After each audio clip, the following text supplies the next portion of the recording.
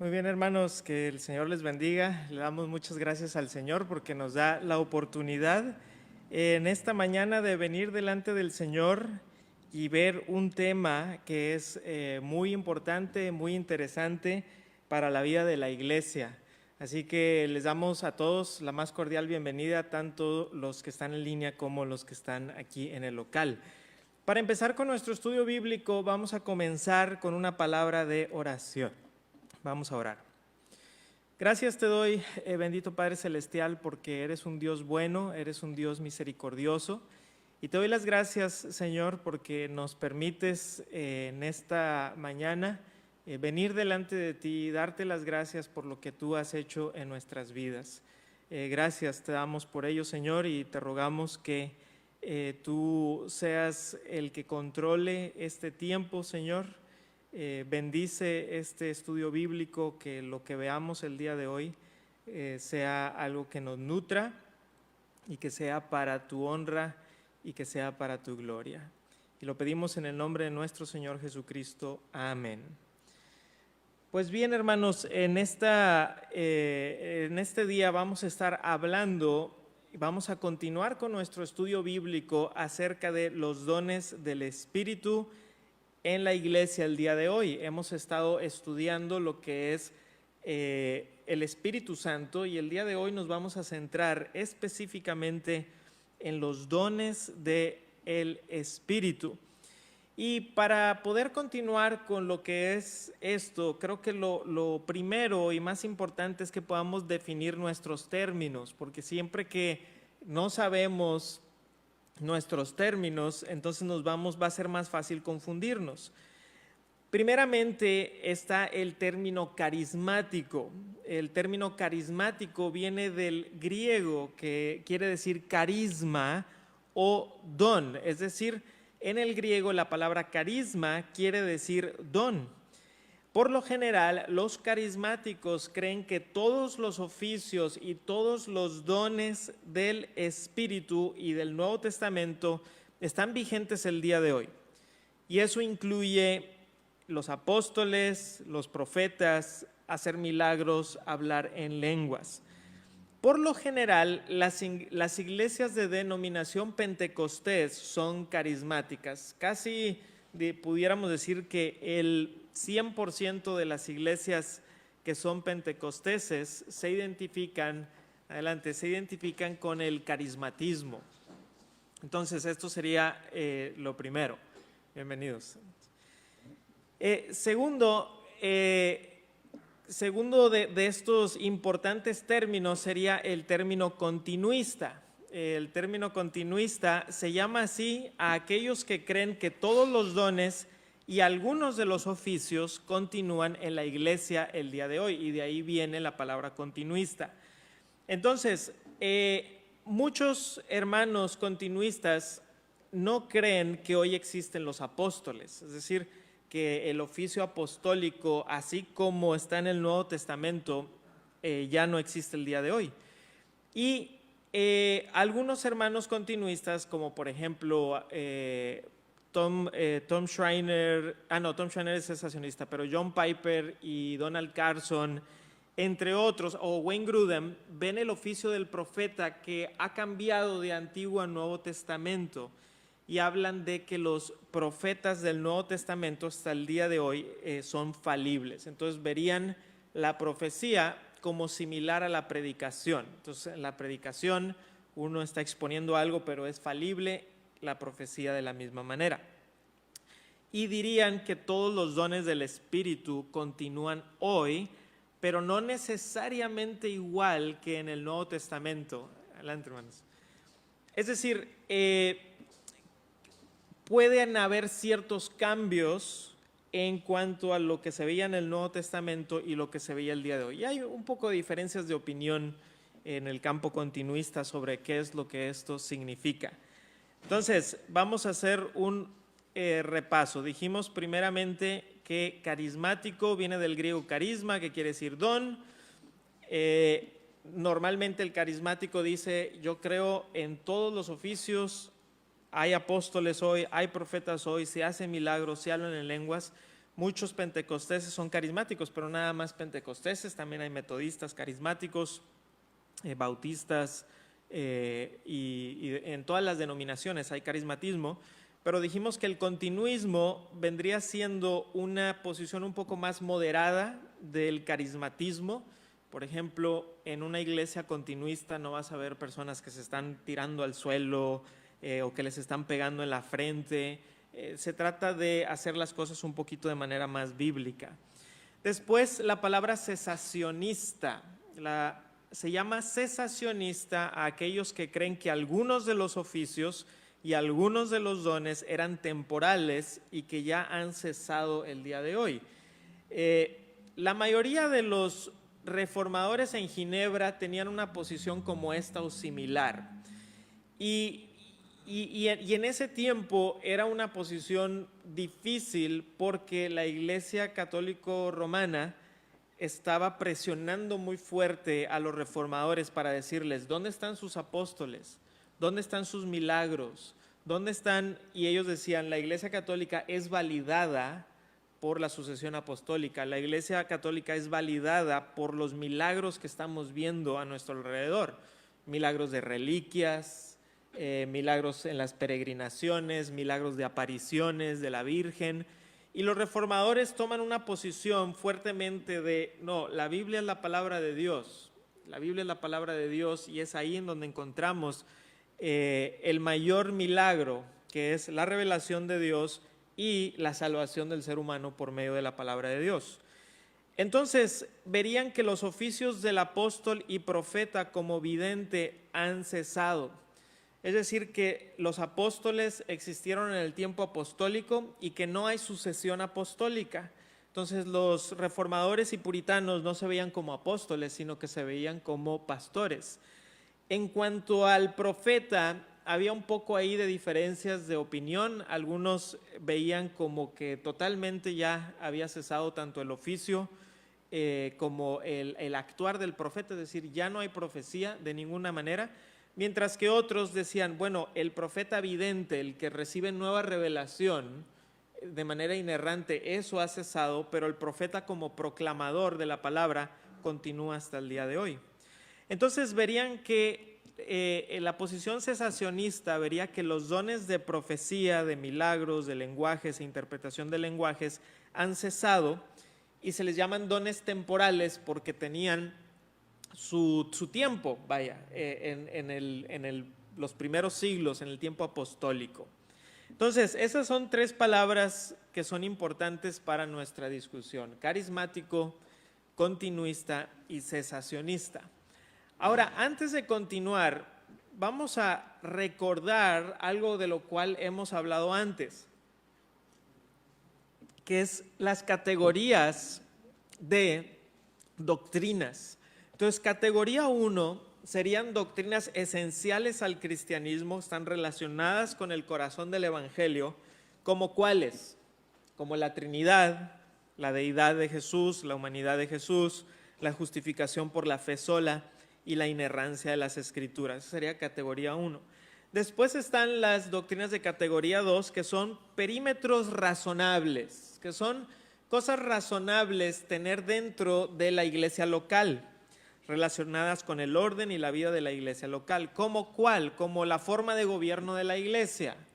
Por ejemplo, si aquí hubieran 3 pastores y uno creyera que el pastorado es único, el otro cree que es pluralidad de pastores y el otro cree que es jerárquico, no nos pondríamos nunca de acuerdo. Entonces es razonable que dentro de la iglesia local haya acuerdo sobre esto, sobre el modo de bautismo. El bautismo es para creyentes o se puede bautizar a los infantes. Si hubiera otro pastor aquí que dijera, no, yo quiero bautizar infantes, y yo digo, pero yo no creo en eso, entonces eso crearía una especie de conflicto y sobre todo confusión con los papás, ¿no? Entonces, nosotros creemos que el bautismo es para los creyentes. Oposiciones sobre la Santa Cena, creo que es razonable, son perímetros razonables. Y en la categoría 3 están los desacuerdos legítimos, que hay lugar para diferentes puntos de vista legítimos dentro de la iglesia local y que no necesariamente nos tenemos que dividir por esto, sino que son desacuerdos legítimos. ¿Como cuáles? Bueno, como el cesacionismo con el continuismo. Ahora recuerden que estoy haciendo una diferencia entre continuismo y carismatismo. No todos hacen esa distinción, pero yo la estoy haciendo para mayor claridad. Es decir, la posición carismática, como la he definido, sería algo con lo cual yo sí estaría muy en desacuerdo. Es decir, cosas como revolcarse en el suelo, golpear a la gente en la cabeza, hablar en lenguas extáticas de manera indiscriminada, desorden en la iglesia, personas que se llaman a sí mismos apóstoles, en el mismo se ven como herederos del apostolado del Nuevo Testamento. Profetas que reciben revelación y están diciéndosela a las personas y las personas están obligadas a obedecer al profeta porque sienten que es nueva revelación de Dios. Esas cosas yo estaría en desacuerdo por varias razones de las cuales voy a hablar. Pero dentro del campo continuista, que es mucho más moderado, como por ejemplo, ya mencioné a Wayne Grudem, a John Piper, Miguel Núñez, entre otros, que son continuistas, es una posición más moderada. Pienso que podemos tener desacuerdos sin necesariamente romper que haya una relación con ellos. Puntos de vista mileniales, textos difíciles, versiones de la Biblia, etc. Entonces, por ejemplo, aquí en Vida Nueva, Apodaca, una persona no tiene que ser cesacionista, puede ser continuista y ser miembro, no hay problema. Pero lo único que pido es que se sepa qué es lo que se va a enseñar desde el púlpito para no crear conflictos dentro de la iglesia. Entonces, ¿qué es lo que se va a enseñar desde el púlpito? ¿Qué es lo que vamos a decir? Ahora, una aclaración. Yo soy moderadamente cesacionista. ¿Qué quiere decir eso? Y he hablado con algunos, porque tengo muy buenos amigos continuistas, y a veces jugamos entre nosotros, porque ellos me dicen, se me hace que tu posición es moderadamente continuista.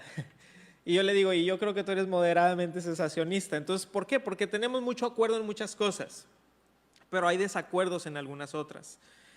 No creo que Dios haya cesado la capacidad de hacer milagros. Es decir, yo no tengo problema con que Dios, si Él quiere, pueda hacer diversidad de milagros. Y quiero poner esto así de buenas a primeras, porque normalmente es una de las preguntas que se me hacen después de lo que voy a decir. Ah, hermano Manuel, entonces usted no cree que Dios hace milagros, ¿verdad? Y entonces prefiero decirlo desde el principio, que sí creo que Dios puede hacer milagros si Él quiere. Sin embargo, vale la pena recordar bíblicamente que los milagros tenían como meta validar la revelación de Dios. Esa era una de sus metas primarias. Por lo tanto, no debemos de esperar que haya milagros todo el tiempo porque no se está dando nueva revelación. Más bien, los milagros debemos de esperar que sean como su nombre lo dice, un milagro. Y un milagro, hermanos, muchas veces se confunde con la providencia. La providencia de Dios, de lo cual hablamos el domingo pasado, es el control que Dios tiene sobre todas las cosas. Pero un milagro es cuando una ley natural es ya sea quebrantada o supersedida por otra. Por ejemplo, un milagro sería que se partiera un mar en dos. Eso es un milagro, ¿verdad? Como en el Éxodo. Un milagro es que caiga maná del cielo. Un milagro es que una vara se convierta en una culebra. Un milagro es que un hombre que no ve, que está ciego, pueda ver, o un hombre que verdaderamente es paralítico pueda caminar. Todos esos son milagros. Pero a veces, les digo a mis estudiantes en la universidad, que a veces usamos la palabra milagro mal. Dicen, pasé la clase de matemáticas, fue un milagro. Pues no necesariamente, estamos usando la palabra milagro de una manera demasiado amplia, pero bíblicamente un milagro es algo más específico, ¿verdad? En donde se está quebrantando o supersediendo alguna ley natural. Entonces, Lo que yo creo es que algunos dones milagrosos no son normativos para la iglesia el día de hoy. Es decir, que Dios puede, si quiere, manifestar algunas de estas cosas que vimos en el Nuevo Testamento y como ahorita lo voy a mencionar, si alguien viene a mí y me dice, hermano Manuel, yo fui a tal lugar y yo no sé, por decir algún idioma, yo no sé, no sé algún dialecto africano, pero estaba en una tribu africana, les empecé a compartir el evangelio y lo que empecé a hablar fue ese dialecto africano, me empezaron a entender, hay testigos y yo puedo decirte delante de Dios que nunca he aprendido ese idioma. Entonces, si yo escuchara eso, yo no diría, no creo, hermano, o sea, no, yo diría gloria a Dios, o sea, está bien, Dios si quiere puede hacer esas cosas. ¿Por qué? Porque Dios es un Dios que obra de maneras como Él quiere. Pero cuando decimos que los dones milagrosos no son normativos, es que en la iglesia primitiva esto se estaba viendo muchísimo. O sea, lo estabas viendo aquí y allá y allá, y que en la iglesia el día de hoy, la manera en que Dios normativamente opera es por medio de la predicación de su palabra. ¿Cómo sana? Por medio de la oración de los santos. ¿Cómo nos comunicamos con otras tribus y etnias? Aprendiendo su idioma. Esa es la manera normal en que las cosas pasan el día de hoy. Ahora, la palabra glosa, que se traduce lengua, se refiere a el órgano de la lengua en el Nuevo Testamento o a lenguajes humanos. No veo yo en las Escrituras que se refiera a balbuceos en éxtasis y que podamos decir que una persona que ha perdido todo control, todo autocontrol, y que esté repitiendo un par de sílabas, está hablando en otro lenguaje. Pero eso va a hacer que surja la pregunta sobre 1 Corintios 13:1. Así que vamos ahí, porque quizá se diga, bueno, sí, pero hay lenguas angélicas. Entonces a lo mejor la persona, tú crees que está balbuceando, pero en realidad está hablando en un lenguaje angélico, porque dice en 1 Corintios 13:1, si yo hablase lenguas humanas y angélicas y no tengo amor, vengo a ser como metal que resuena o címbalo que retiñe. Ahora, la razón por la cual no estoy convencido de que el apóstol Pablo está aquí enseñando sobre cómo se debe de hablar en lenguas angélicas es porque la palabra hablase es en el griego original es un tiempo verbal subjuntivo que cuando uno aprende griego le enseñan esto. Cuando ves el subjuntivo es el verbo de la potencialidad. Es decir, que estás hablando como algo potencialmente, pero que es como un ejemplo hipotético. No solamente eso, sino que Pablo en estos versículos está usando de la hipérbole. Por ejemplo, dice, entendiese todos los misterios y toda ciencia, si tuviera toda la fe, si repartiese todos mis bienes. Está usando hipérbole, y que no necesariamente el apóstol Pablo está diciendo, yo hablo en lenguas, en los lenguajes de los ángeles.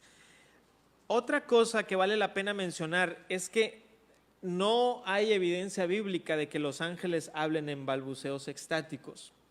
Todas las veces que un ángel habla en la Biblia, está hablando en un lenguaje humano, ¿verdad? Siempre que habla un ángel en la Biblia, habla un lenguaje humano. Entonces, llevar eso a un balbuceo extático y decir es que está hablando como los ángeles, pues yo quisiera saber dónde en las Escrituras dice que los ángeles balbucean cuando pierden el control. Y la otra pregunta sería, ¿cómo hablan los ángeles y cuántas lenguas o lenguajes de ángeles hay? Entonces hay muchas cosas que me parece a mí que el apóstol Pablo está más bien diciendo, esto es en lenguaje hiperbólico, y que cuando en 1 Corintios 13, 1 Corintios 14 está hablando de hablar en lenguajes o en lenguas, no es diferente a lo que vimos en Pentecostés. Porque algunos buenos teólogos dicen, es que hay una diferencia, en Pentecostés hablaban en lenguajes, pero en Corintios hablaban en lenguas angélicas.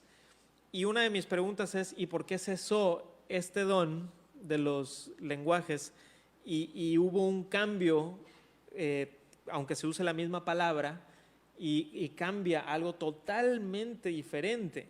Entonces, ¿por qué esto sí ha cesado? Entonces, algunas de esas cosas creo que valen la pena pensarse, aunque es un tema complejo.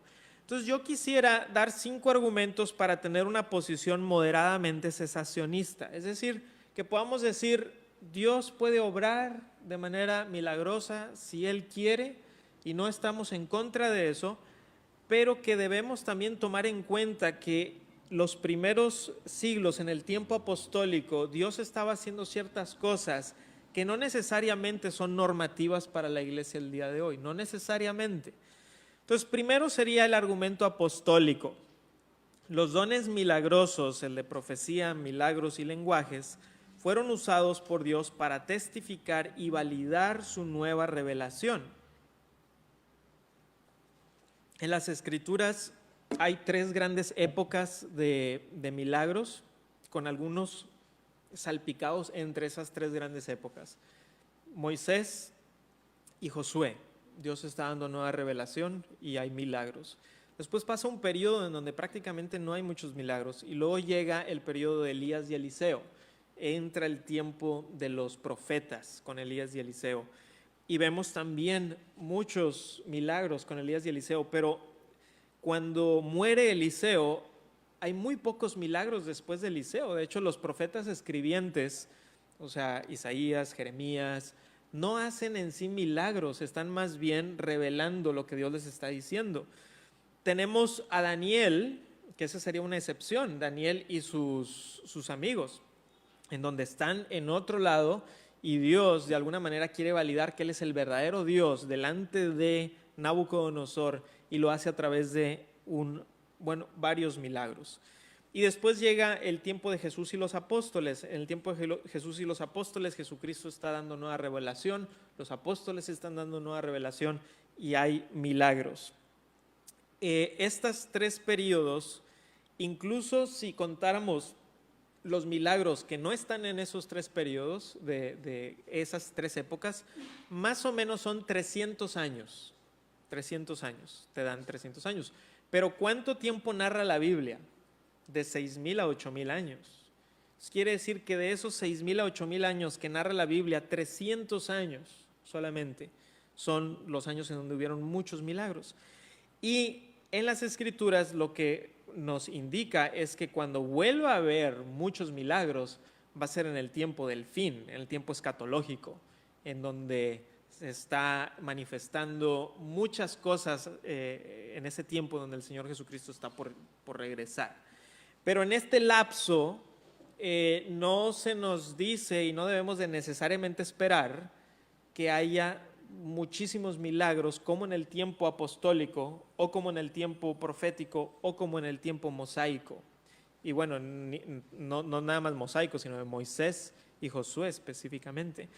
Los milagros son hechos por apóstoles, la gran mayoría en el Nuevo Testamento, o si no, bajo supervisión apostólica, es decir, un apóstol está cerca, y si no, por lo menos está en ese tiempo, el tiempo apostólico. ¿Por qué? Porque los apóstoles son fundamento. Vamos a Efesios 2:20, donde vamos a ver una de los versos claves del Nuevo Testamento. Efesios 2:20. Edificados sobre el fundamento de los apóstoles y profetas, siendo la principal piedra del ángulo Jesucristo mismo, en quien todo el edificio bien coordinado va creciendo para ser un templo santo en el Señor. Si tienen preguntas, apúntenlas para ahorita, para el tiempo de preguntas y respuestas. Entonces, en Efesios 2:20, el apóstol Pablo nos dice que la iglesia está siendo edificada y que el fundamento de la iglesia son 2 oficios. Por un lado son los apóstoles y por el otro son los profetas. Ahora, aquí está hablando de profetas neotestamentarios, porque había profetas en el Nuevo Testamento. Entonces ellos ponen el fundamento y dice que el Señor Jesucristo es la piedra del ángulo. Entonces a veces nos confundimos un poco, pero está el fundamento es abajo y la piedra del ángulo está arriba. Es la piedra en donde el arco romano estaba en esa piedra y así no se caía. De hecho, cuando fuimos a Jerusalén vimos muchas de esas piedras en los lugares arqueológicos, que eran las piedras del ángulo, y que los romanos hacían estos edificios sin tener que poner cemento necesariamente, porque la piedra del ángulo hacía que todo no se cayera. Entonces, dice aquí el apóstol Pablo que hay dos oficios que sirvieron como fundamento para la iglesia, son los apóstoles y profetas, y que debemos de pensar que el fundamento no se está poniendo una y otra y otra y otra vez, sino que es una construcción y que ellos hacen el fundamento. Entonces, mientras los apóstoles vivían, muchos de estos dones no solamente estaban vigentes, sino que se veían. O sea, los estabas viendo aquí y allá, y era algo muy visible, era muy evidente, no había como que duda de ¿será esto o no será? Era muy evidente. El pastor John MacArthur dice, la época de los milagros del Nuevo Testamento existió con el propósito de confirmar la palabra dada por Jesús y los apóstoles. La enseñanza de Cristo y los apóstoles se había confirmado a Israel con señales y prodigios y diversos milagros y repartimientos del Espíritu Santo. Hebreos 2, 3 y 4. Vamos a ver ahora un segundo argumento. Este está un poquito más complejo. Es un argumento gramático o un argumento exegético. Y para eso quisiera que vayan a 1 Corintios 13.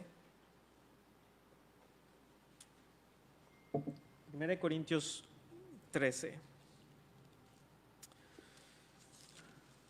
Dice así, 1 Corintios 13, 8.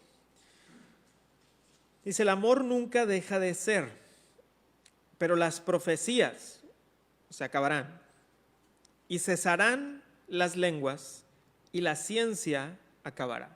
Entonces hay 3 palabras y 2 verbos. ¿Ya vieron? Las 3 palabras es profecía, lenguas y ciencia. Pero hay 2 verbos.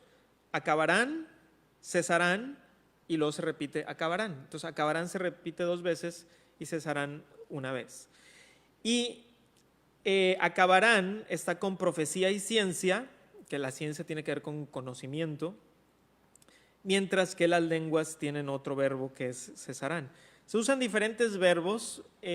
Para profecía y ciencia se usa este verbo largo, katargetesontai, y este es un verbo pasivo. En el griego hay diferentes tiempos para los verbos. Está el tiempo activo, el tiempo medio y el tiempo pasivo. Son los 3 tiempos para los verbos. El activo es cuando el sujeto está haciendo algo.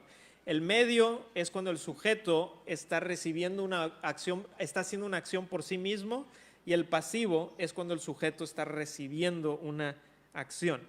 Aquí está en tiempo pasivo, lo cual parece indicar que algo va a actuar para que esto se acabe, la profecía y la ciencia, algo exterior. Mientras que las lenguas, pausontai, es un tiempo medio. Y el tiempo medio es cuando el sujeto está haciendo algo por sí mismo. Entonces parece indicar que van a cesar por sí mismas. Ahora, este argumento en la teología ha sido discutido muchísimo, ¿verdad? Porque estamos hablando de palabras, de tiempos verbales. Entonces algunos están de acuerdo, otros no. Daniel Wallace, que es un erudito del griego y es el que ha escrito uno de los libros más importantes de gramática griega, él dice, no podemos ignorar el hecho de que Pablo usa dos palabras diferentes con 2 diferentes tipos de tiempos. Tiene que estar diciendo algo el apóstol Pablo. Entonces parece indicar que está diciendo las lenguas por sí mismas van a ir cesando poco a poco. Y algo que a mí me parece muy interesante es que en el versículo 9 Ay, se me fue aquí, 1 Corintios 13:9. Dice, porque en parte conocemos, ahí está hablando de en lo que el versículo 8 es la ciencia, conocimiento. En parte conocemos y en parte profetizamos. Y las lenguas no se mencionan ya. Y lo dice más, cuando venga lo perfecto, entonces lo que es en parte se acabará. Pero de las lenguas es como que el apóstol Pablo dice, que cuando llegue lo perfecto, lo que es en parte se acabará. ¿Y qué es lo que es en parte? En parte conocemos y en parte profetizamos. Y no dice, y en parte hablamos en lenguas. Y cuando venga lo perfecto, no, sino que en parte conocemos, en parte profetizamos. Entonces, este sería un argumento un poco más gramático para decir que este pasaje parece indicar que este don de lenguajes, que era muy importante en la iglesia primitiva, una iglesia muy evangelista, una iglesia en donde había muchos diferentes tipos de lenguajes en ese mundo. O sea, tú podías estar en Jerusalén y muchos lenguajes se estaban hablando allí. ¿Por qué? Porque venían de todos lados. Incluso en la iglesia de Roma o en la iglesia de Corinto, muchos lenguajes se están hablando ahí. Entonces, este don de los lenguajes tenía un aspecto de testimonio muy fuerte, en donde todas las personas podían escuchar la palabra de Dios en su propio idioma, porque Dios estaba haciendo algo milagroso en los hermanos que estaban hablando en lenguajes que nunca habían aprendido. Y como les mencioné ahorita, si alguien viene y me dice, hermano Manuel, y el ejemplo que les di, ¿verdad? Que yo estaba en una tribu africana y empecé a hablar en afrikáans y nunca lo había estudiado. Yo no voy a decir, no, eso no es posible porque ese don ya cesó. O sea, yo por eso digo que soy moderadamente sensacionista. O sea, yo diría, gloria a Dios. Si así sucedió, gloria a Dios. Ahora sí debo de advertir que muchas de estas cosas, cuando se han investigado, resultan ser no ciertas. Donald Carson en su libro, Donald Carson es continuista, por cierto, pero en su libro él dice que todas las veces que él investigó esto, que alguien había hablado en otro idioma y que les entendieron, y que él hizo una investigación profunda, encontró muchas cosas que no cuadraban y que él no pudiera asegurar que sí sucedió. O sea, como que es que me contó o me dijo alguien, pero no hubo una que se supiera ciencia cierta. Ese es Donald Carson, que es uno de los teólogos más respetados el día de hoy. Vamos al argumento sola escritura. El argumento sola escritura es que toda nueva revelación ha cesado con el canon completo. Es decir, que estas hojas en blanco que están al final no es para que nosotros las llenemos con nuestras propias profecías, ¿no? Y eso es algo que a mí me causa muchos focos rojos cuando alguien viene y me dice, yo tengo una nueva profecía de Dios y es inerrante. O sea, Dios me está hablando como le hablaba a Juan, Dios me está hablando como le hablaba a Pedro, Dios me está hablando como le hablaba a Isaías, está en ese nivel. Y yo diría, no, el canon se ha cerrado. Es decir, ya tenemos la palabra de Dios y esta nueva revelación. Y también hay otras cosas que muchas de esas personas que dicen tener nueva revelación de Dios tienen muy mala doctrina, muy mala doctrina. Y son personas manipulativas y son personas, y dices tú, no creo que Dios le esté dando nueva revelación inerrante a personas que tienen una doctrina muy mala y que es completamente contraria a las Escrituras y que ni siquiera hay duda al respecto. O sea, tú puedes leer las Escrituras y saber que están mal. Ahora, las lenguas tenían un aspecto revelativo o profético. Vamos a Hechos capítulo 2. Hechos 2, 16. Dice, aquí están hablando en lenguajes. ¿Verdad? Es Pentecostés, están hablando en lenguajes. Y Pedro dice, toma la palabra y dice, hermanos, estas personas no están ebrios, Estamos en Hechos 2:16. Mas esto es lo dicho por el profeta Joel: en los postreros días, dice Dios, derramaré de mi espíritu sobre toda carne, y vuestros hijos y vuestras hijas profetizarán, vuestros jóvenes verán visiones y vuestros ancianos soñarán sueños. Y de cierto sobre mis siervos y sobre mis siervas en aquellos días derramaré de mi espíritu y profetizarán. Y bueno, continúa. Entonces, es bien interesante que el apóstol Pedro está diciendo, ¿los ven hablar en lenguas? Eso es lo que dijo Joel. Vuestros hijos y vuestras hijas profetizarán. Entonces vemos que está relacionado el don de los lenguajes con el profetizar, con dar una nueva revelación que Dios les estaba dando. Y en 1 Corintios 14,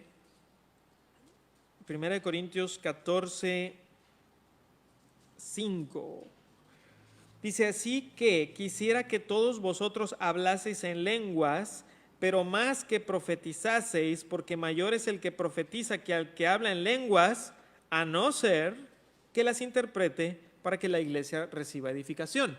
Pues una vez más, como que está relacionado. Dice, quisiera que más que profeticen, que solamente hablaran en lenguas, ¿verdad? Porque es mayor el que profetiza que el que habla en lenguas, excepto si el que está hablando en lenguas sí lo puede interpretar.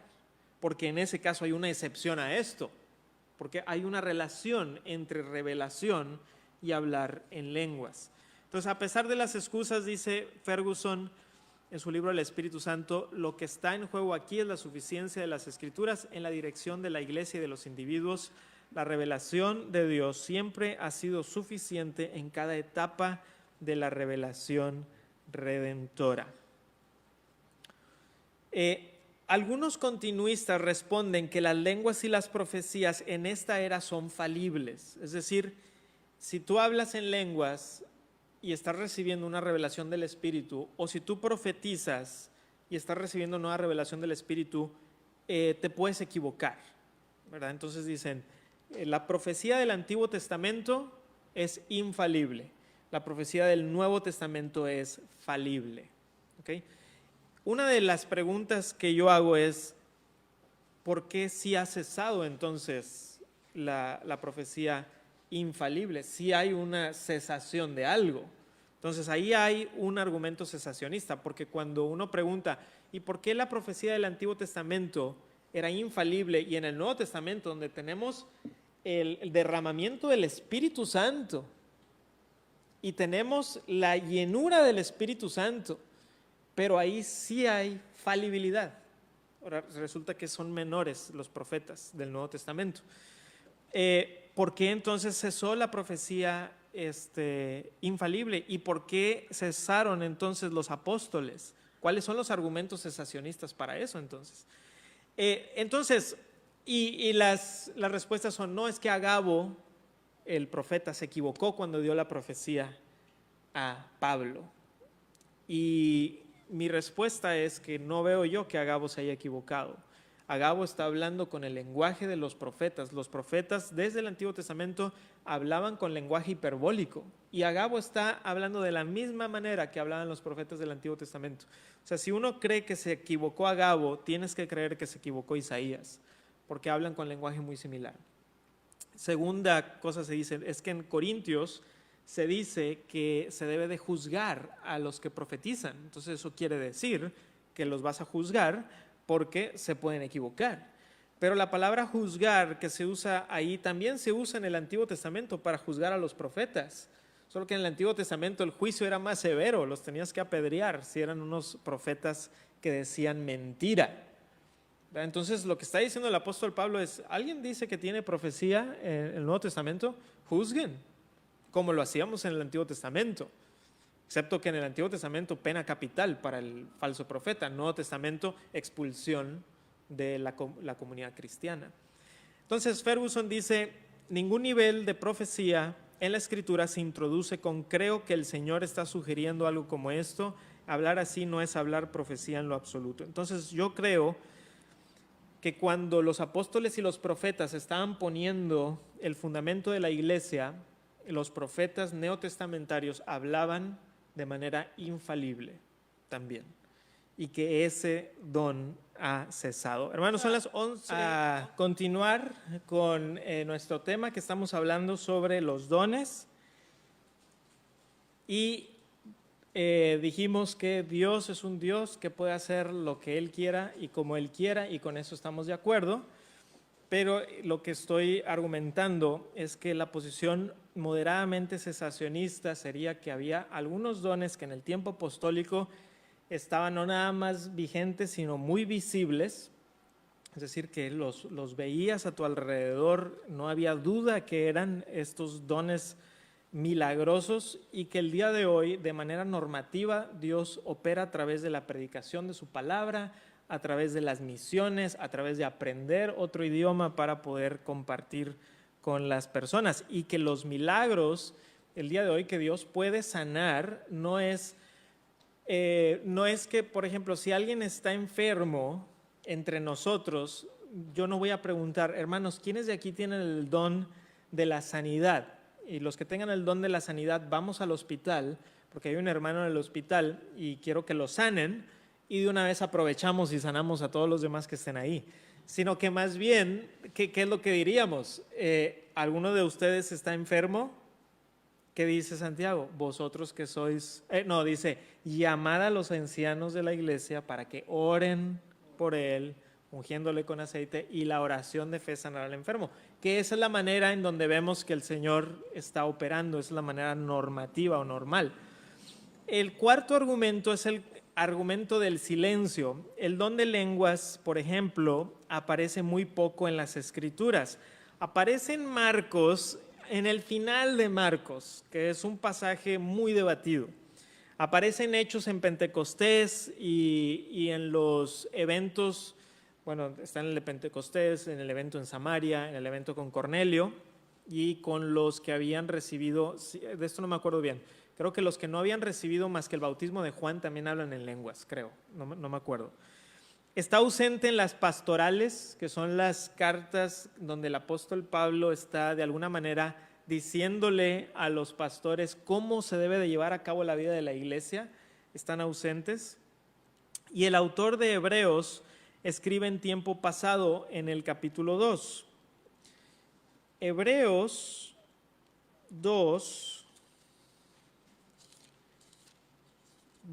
3 y 4 dice, ¿cómo escaparemos nosotros si descuidamos una salvación tan grande, la cual, habiendo sido anunciada primeramente por el Señor, nos fue confirmada por los que oyeron? ¿Y cómo fue esta confirmación? Testificando Dios juntamente con ellos, con señales y prodigios y diversos milagros y repartimientos del Espíritu según su voluntad. Entonces, el autor de Hebreos parece afirmar esto de que la confirmación vino por medio de estos milagros. Ahora, cuando no he hablado más del don de lenguas que el don de profecía, por ejemplo, o el don de los milagros, y es porque no tenemos tanto tiempo para ver todo eso. Pero el don de los milagros, o el don de hacer milagros, por lo que entendemos es que había personas que de manera específica Dios les había dado ese carismata, ese don de hacer milagros de sanidad, por ejemplo. Y a veces yo le he preguntado a algunos amigos carismáticos o continuistas que por qué no lo de ir al hospital. Y normalmente la respuesta es que así no funciona el don, es decir, el don no funciona de esa manera indiscriminada, y que en la Biblia no vemos a nadie yendo a hospitales a sanar, lo cual pudiera ser cierto, aunque sí creo que el Señor Jesucristo andaba en los hospitales de aquel tiempo. No habían hospitales como el día de hoy, pero sí iba a los lugares en donde estaban muchas personas, y es verdad, no siempre sanaba a todos, a veces sanaba solamente a una persona en algunos casos, pero en muchos otros sanaba muchísima gente. Era algo visible, era algo indudable. Nadie estaba diciendo, sino que ahí estaba la persona y era algo muy impactante. De hecho, no sé si sepan quién es Costi Hinn. Costi Hinn es el nieto de Benny Hinn. Benny Hinn es un famoso televangelista que hace muchas cruzadas de sanidad, muchísimas cruzadas de sanidad. Y Costi Hinn, es su nieto.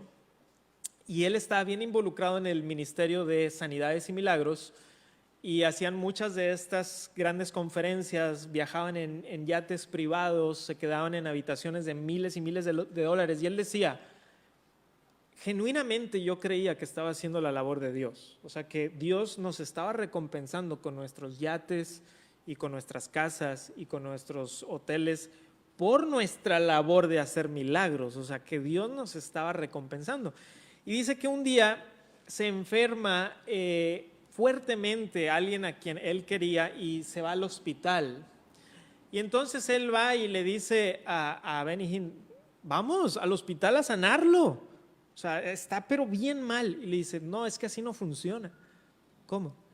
No, funciona en las... cuando vienen y dan el dinero, ahí así sí funciona, pero ir al milagro así no funciona. Y él decía, pero no entiendo por qué no.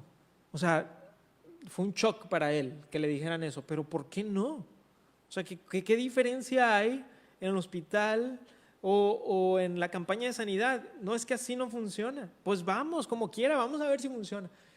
Y no pasa. Y la persona finalmente, si mal no recuerdo, muere o queda muy enferma. Y eso le causa cierto, como que dice, algo anda mal, algo no me cuadra. Y cuando fue y confrontó a algunos de los líderes, dijeron, es que esa persona no la hubiéramos podido sanar porque le falta fe. Si tan solo hubiera tenido fe, no hubiera terminado en el hospital. Y entonces él dice, bueno, quizá fue eso, ¿verdad? Quizá le faltó fe y por eso. Y entonces empezó a leer diferentes cosas y llegó con algo que había escrito el pastor John MacArthur sobre cómo el Señor Jesucristo, si bien algunas veces cuando las personas no tenían fe decidía retirarse, en muchas otras ocasiones él simplemente lo sanaba. O sea, había poder de Dios, ¿verdad? Y decía este comentario, si bien la fe es muy importante y sí lo vemos como un elemento crucial en el ministerio de sanidad del Señor Jesucristo, hay algunas ocasiones en donde no se nos dice nada al respecto, simplemente Cristo sana porque tiene el poder para sanar. Y él dice, ¿y por qué nosotros no si decimos que tenemos el mismo poder para sanar que Jesús? O sea, ese es lo que se dice, así como Jesús sanaba, nosotros sanamos. Y entonces empieza él como que a cuestionar, y ahí es donde, ¿verdad? A veces pasa que cuando se te abren los ojos a algo, empiezas a ver, ¿verdad? Alertas por todos lados, y empiezas a decir, oye, pero esto está mal, y esto está mal, y esto está mal, y empieza a leer la Biblia, y total se sale de ese movimiento, y el día de hoy acaba de escribir un libro en contra de ese movimiento, que está en español por Costi Hinn, y se me fue ahorita el nombre, en inglés se llama God, Greed, o sea, Dios, ¿cómo se dice greed? Como cuando una persona codicia, ¿verdad? Dios, la codicia y el evangelio de la prosperidad. Y de alguna manera desenmascara muchas de las cosas que él había estado viviendo.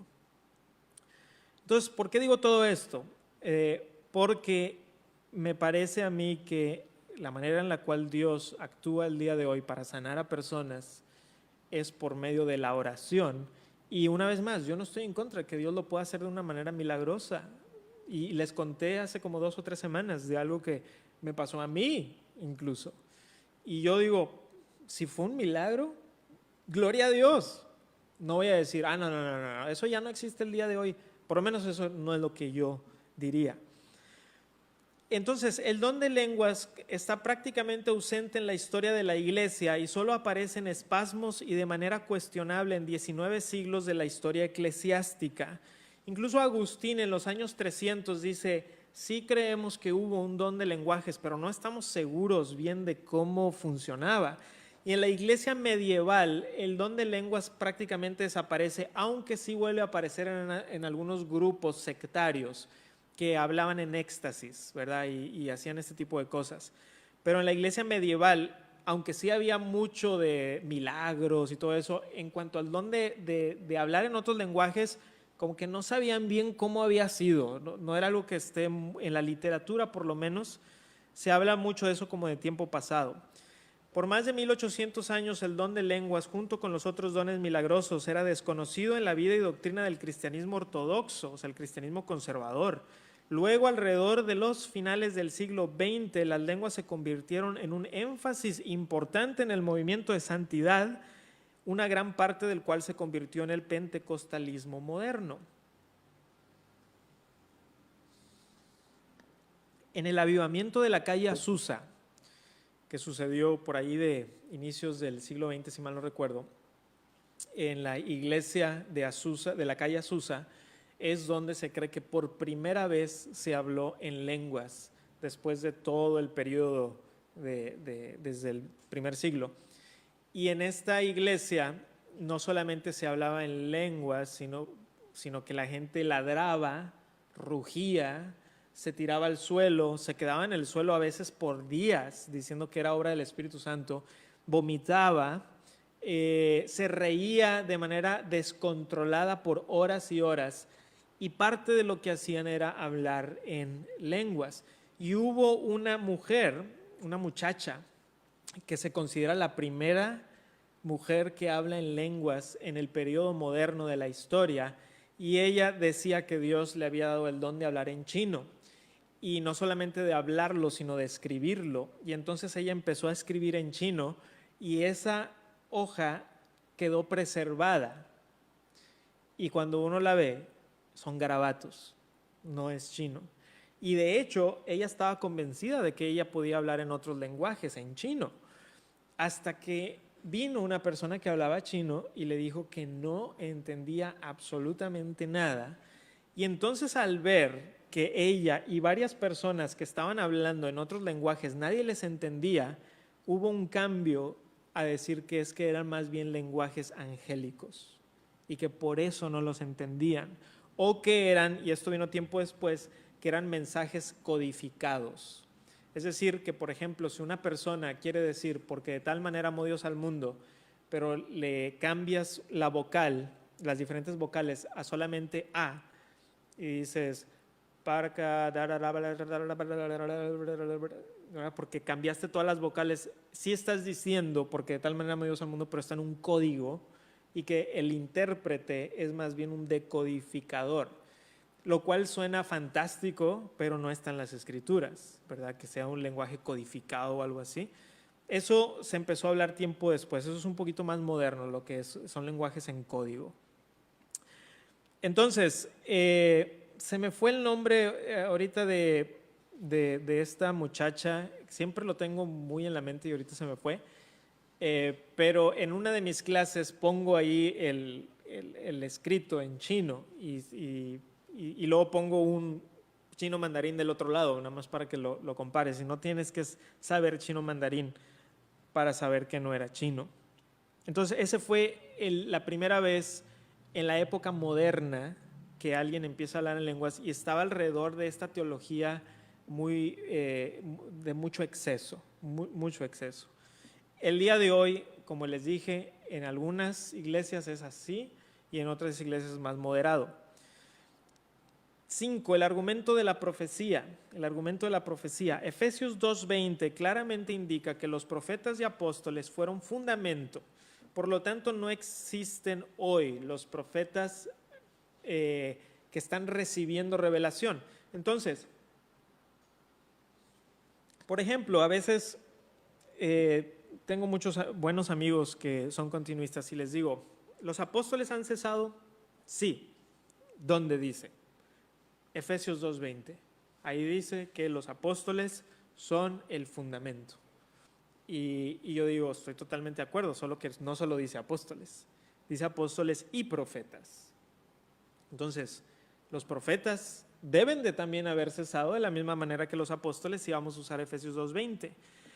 Y en las escrituras, el profeta y la profecía están ligados, es decir, el que está profetizando, pues debe de ser un profeta.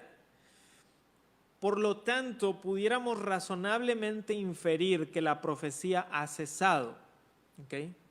Razonablemente inferir que la profecía ha cesado. La profecía revelativa, de nueva revelación, que yo estoy recibiendo nueva revelación y que es inerrante, a la par de la Biblia. Y como las lenguas tenían un elemento profético del cual ya mencionamos, pudiéramos razonablemente inferir que las lenguas han cesado, porque las lenguas tenían un elemento profético y ese elemento profético ya no está el día de hoy porque tenemos el canon completo. Ese es el argumento que desarrolla Thomas Schreiner en su libro de los dones del Espíritu, que es un muy buen libro. Lamentablemente no está en español, pero yo he tratado de que se traduzca, pero no se ha traducido. En conclusión, cada creyente debe decidir a la luz de las Escrituras la cuestión de las lenguas, y no nada más la cuestión de las lenguas, la cuestión de las profecías, si las profecías inerrantes continúan el día de hoy, y si las profecías no inerrantes continúan, o sea, la profecía falible es lo que continúa el día de hoy, llegar a una conclusión de por qué entonces sí cesó la profecía infalible y qué argumentos hay para ese cesacionismo, digamos, y por qué los apóstoles también han cesado, pero no los profetas ni los hacedores de milagros. Entonces, don de lenguas, don de los milagros, don de profecía. Solo la Biblia puede regir nuestra forma de práctica en la iglesia y en nuestra vida cotidiana.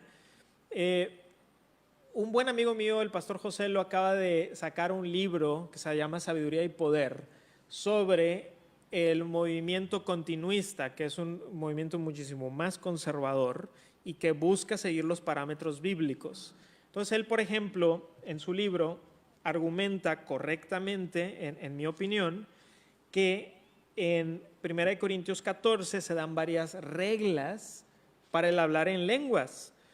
Por ejemplo, 14:27, si alguno habla en lengua extraña, pero la palabra extraña no está en el idioma original, entonces nada más voy a decir, si alguno habla en lengua, sea esto por 2 o a lo más 3 y por turno, y uno interprete. Para empezar, si una sola persona está hablando en un lenguaje estático sin intérprete, ya está haciendo algo que no es bíblico, desde el tiempo de Pablo. Y si no hay intérprete, calle en la iglesia y hable para sí mismo y para Dios. Y yo he visto en muchas iglesias que alguien está al frente y está hablando en español y luego y luego otra vez en español. Eso no es bíblico, hacer eso. Pablo dice, eso no está bien. Tiene que ser con intérprete. Y 2 o 3 y por turno todavía. 32. Y los espíritus de los profetas están sujetos a los profetas. Si alguien se está revolcando en el suelo, le están pegando en la frente, está ladrando, está vomitando, se está riendo incontrolablemente, eso no es lo que dice aquí. Versículo 33, pues Dios no es un Dios de confusión, sino de paz. Versículo 39, así que hermanos, procurad profetizar y no impidáis el hablar en lenguas, que es una de las cosas que me dicen mucho a mí, tú estás impidiendo hablar en lenguajes. Pero ya les dije que si alguien milagrosamente habla en otro lenguaje, yo voy a decir gloria a Dios, o sea, Dios está haciendo algo. No es que yo esté en contra de eso, simplemente que de manera normativa Dios está obrando el día de hoy a través de la predicación de su palabra. Y versículo 40, pero hágase todo decentemente y con orden. Si no está hecho decentemente y con orden, no es bíblico, no es bíblico. Y es por eso que en este libro que acabo de mencionar del pastor José Luego, él desde su perspectiva continuista dice, vamos a hacer esto pero regulado por las Escrituras. Vamos a dejar que las Escrituras nos regulen. Ahora ya les dije que esa no es mi posición, aunque tengo muchas cosas muy cercanas con eso. Pero yo lo que creo es que cada persona tiene que llegar a sus convicciones bíblicas. Entonces, ya les mencioné que aquí en Vida Nueva, carismáticos no somos, o sea, definitivamente, eso de revolcarse y todo eso, no somos y no lo seremos. En cuanto al continuismo y al cesacionismo moderado, si bien eso es lo que desde el púlpito se va a enseñar, yo no exijo que todas las personas crean exactamente lo mismo que yo en esto. Lo que deseo, y es uno de los requisitos de la membresía, es que se sepa de buenas a primeras que desde el púlpito se va a enseñar esto y que no te tome por sorpresa, ¿no? Y que digas, ay caray, ¿por qué está diciendo eso el pastor? A mí nunca me habían dicho que… No, déjame ser claro para que sepas qué es lo que se está enseñando desde el púlpito, para que no haya división por algo en lo cual ya hemos hablado desde un principio. Entonces, aunque los argumentos cesacionistas no son perfectos, y yo soy el primero en admitirlo, son lo suficientemente persuasivos, en mi opinión, para creer, como la Iglesia protestante ha creído desde sus inicios, que los dones carismáticos y en especial el don de lenguas, y también agregaría el de milagros y el de profecía, ha cesado de manera normativa en la Iglesia. Esta era la posición de los reformadores, era la posición de los puritanos, era la posición de los teólogos del primer gran avivamiento, y es hasta el segundo gran avivamiento que empieza a haber un poco de dudas al respecto, y luego entra el movimiento pentecostés carismático, y el movimiento carismático empieza a salir a muchas denominaciones, primero los metodistas, bueno, los pentecosteses son carismáticos, y luego los metodistas carismáticos, y luego algunos presbiterianos carismáticos, algunos pocos bautistas carismáticos, y así se empieza a esparcir en el mundo protestante, pero esa no había sido la posición de la Iglesia protestante, por lo menos por unos 450 años desde la Reforma. Algunos libros que hablan de estos temas, el Espíritu Santo de Sinclair Ferguson toma la posición que yo tengo. Wayne Grudem en Teología Sistemática toma la posición continuista, que es moderada. John MacArthur en su comentario y en varios de sus libros toma la posición mía, aunque un poquito más, quizá un poquito más, no moderadamente cesacionista, sino un poquito más estricto. Y R.C. Sproul, ¿quién es el Espíritu Santo? Aunque no habla específicamente de este don, R.C. Sproul también era cesacionista. Entonces, bueno, un tema interesante. Y vamos a tener un tiempo de preguntas y respuestas. En lo que pueda, respondo, y en lo que no sepa, les voy a decir que no sé o no estoy seguro. Y cuando me digan una pregunta, la voy a repetir para que los hermanos que están en la transmisión sepan qué es lo que se preguntó. ¿Hay alguna pregunta, hermanos? Puede ser pregunta o comentario. No. Con un tema como estos no está fácil, ¿verdad? Pero alguna pregunta o comentario.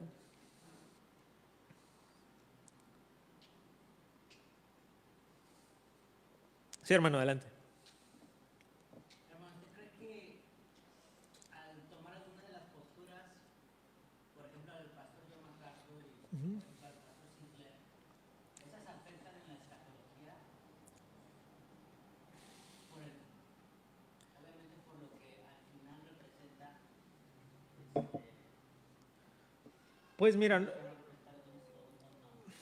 la pregunta es, la voy a repetir, que si la posición cesacionista, como representada por John MacArthur o Sinclair Ferguson o R.C. Sproul, afecta de alguna manera nuestra escatología, ¿verdad? O sea, que de alguna manera puede afectar cómo vemos la escatología. ¿Esa es la pregunta? O si alguna derivaría más fácil hacia una posición. No estoy seguro que de manera directa, porque por ejemplo el pastor John sería premilenial fuertemente, mientras que el pastor Sinclair sería amilenial fuertemente. Entonces creo que en ese aspecto no me parece, porque la mayoría de los teólogos de la Reforma, que más los ginebrinos en Ginebra, que serían más cesacionistas, la mayoría sería milenial. En el tiempo de los puritanos, que también eran la gran mayoría de ellos cesacionistas, los puritanos ingleses serían amileniales y los puritanos norteamericanos eran más premileniales. Entonces yo creo que no afecta de manera directa. Lo que sí va a afectar es cómo entendemos algunos pasajes. Por ejemplo, cuando el apóstol Pedro menciona en Pentecostés la profecía de Joel, de vuestros hijos y vuestras hijas profetizarán, etc.,